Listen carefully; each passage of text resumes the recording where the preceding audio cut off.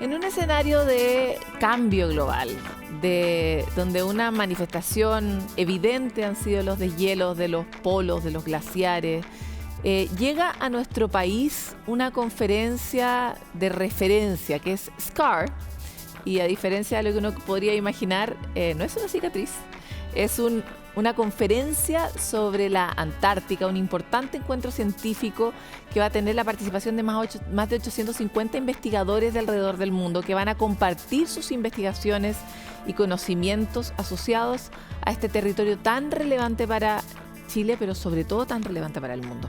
Queremos conversar de por qué esto ocurre en Chile.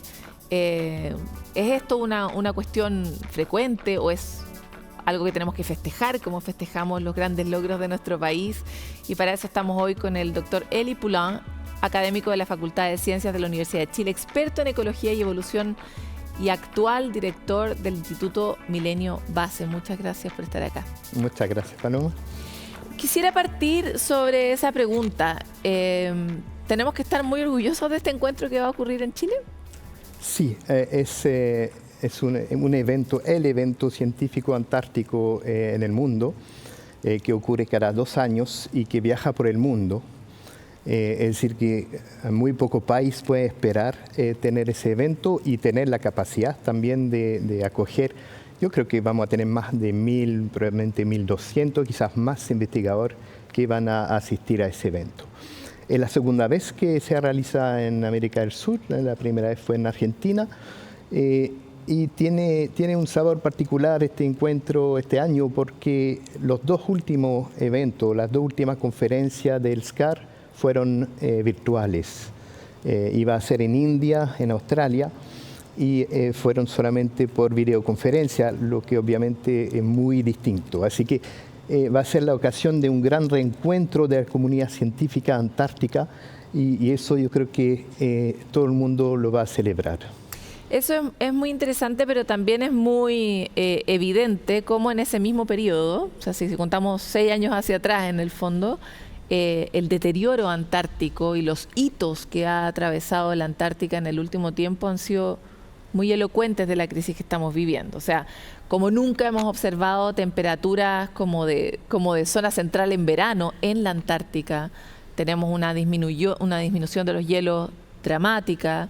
Tenemos muchas especies como tratando de encontrar a toda velocidad su nuevo equilibrio cuando sus ecosistemas se han modificado drásticamente, los pingüinos que los conocemos tanto, pero muchas otras más, ¿no? Incluso la forma en la que está disponible el krill a propósito de este derretimiento abrupto. Entonces también quisiera saber un poco cómo se vive dentro de esta nube de expertos antárticos este proceso que estamos viviendo antártico de los últimos 5 años.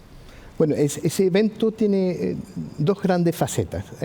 Obviamente una conferencia científica donde investigadores de todo el mundo van a mostrar su trabajo, su resultado, pero también hay una dimensión más de política científica, que son reunión paralela a ese evento científico, donde representantes de los distintos países antárticos, es decir, que tienen un rol importante en la investigación antártica, se juntan para tratar de definir las nuevas prioridades de la ciencia antártica.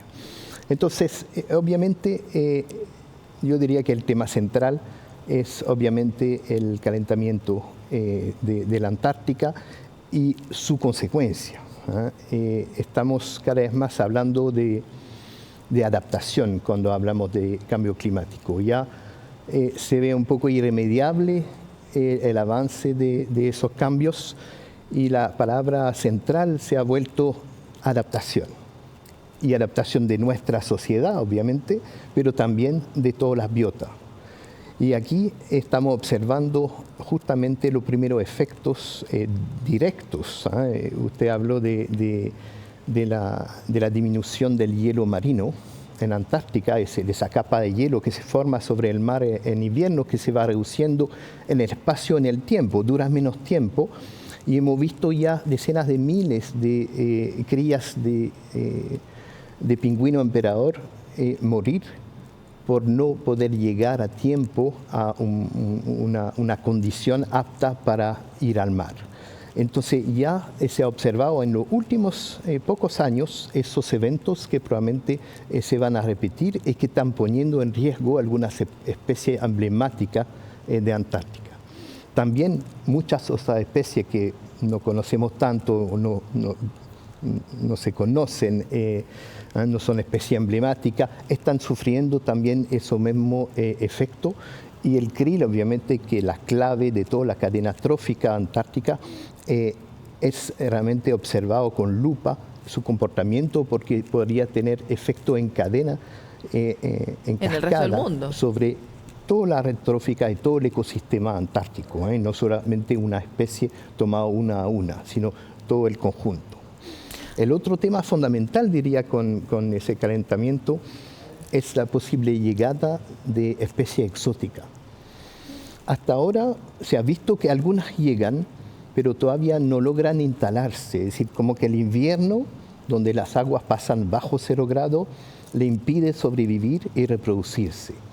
Pero poco cambio de temperatura podría generar esa instalación y obviamente también fomentar o generar unos cambios que podría ser muy brutal en el ecosistema antártico. ¿Estas especies exóticas que han llegado por obra nuestra, como suele ser con las especies exóticas, o llegan por migraciones a propósito del cambio de temperatura de las corrientes?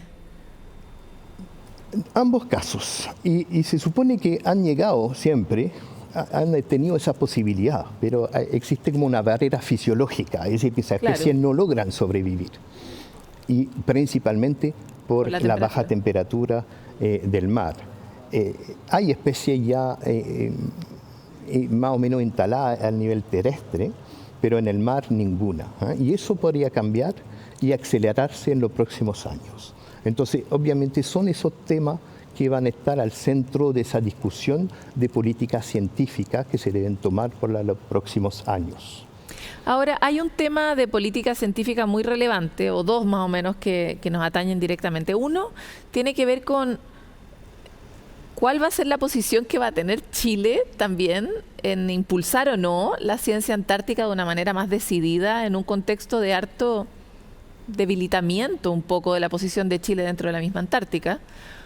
Otro tema relevante es: ¿vamos a poder o no finalmente, a propósito del tratado de aguas más allá de los límites nacionales que tuvo gran relevancia el año pasado, nosotros aquí en Futuro 360 también lo cubrimos, qué impacto va a tener eso en poder poner una cierta norma en un territorio muy difícil de fiscalizar, pero de un alto valor para todos los ecosistemas marinos del mundo, a propósito de cómo justamente están interconectados gracias a las corrientes marinas y a la migración de muchas de las especies?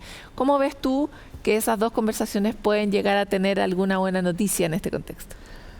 Aquí estamos ya entrando en temas de gobernanza antártica. Por un lado diría que Chile yo no veo Chile en una posición de debilitamiento en su política antártica, por lo menos al nivel científico. Yo diría que si miramos las 2 últimas décadas, la inversión en ciencia antártica, en infraestructura, en logística, han aumentado muchísimo. Y muy de la mano del gobierno regional más bien, la construcción de un nuevo rompehielo es un ejemplo. Eso también son fondos general.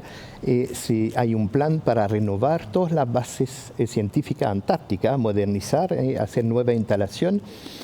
Ha habido instalación de red de monitoreo del ambiente. Son inversiones cuantosas. A nivel de financiamiento de ciencia también hemos podido ver un aumento muy importante de la inversión de los fondos asignados, que sea a través de INACH o de ANID, hacia la ciencia antártica. Nosotros, como Instituto Milenio dedicado a los ecosistemas antárticos y subantárticos, somos un ejemplo de una inversión de más o menos 800 millones de pesos al año por 10 años. Es una inversión importante para ciencia, que quizás un presupuesto global puede parecer poco, pero a nivel científico representan unos presupuestos bastante cuantosos. Ahora, al nivel de la preservación de la Antártica, y aquí los científicos pueden ayudar, no piden consejo, no piden opinión, pero la decisión se toma a otro nivel, a un nivel político, donde los países del Tratado Antártico van a avalar o no la creación de zona protegida. Y eso lo hemos visto en la última reunión del Tratado Antártico, que hay un congelamiento de esas acciones.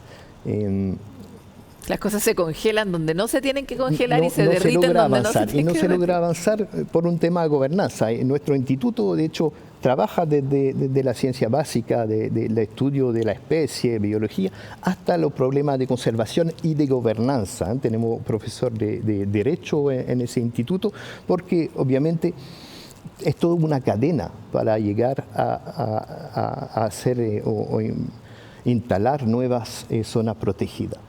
Y se ha visto que desde ya bastantes años algunos países no permiten avanzar en eso. La gobernanza del Tratado Antártico es el consenso. El consenso es otra cosa que que todo el mundo apruebe. Basta que un miembro se oponga para que no se pueda tomar una decisión. Y eso realmente ha frenado la protección de la Antártica.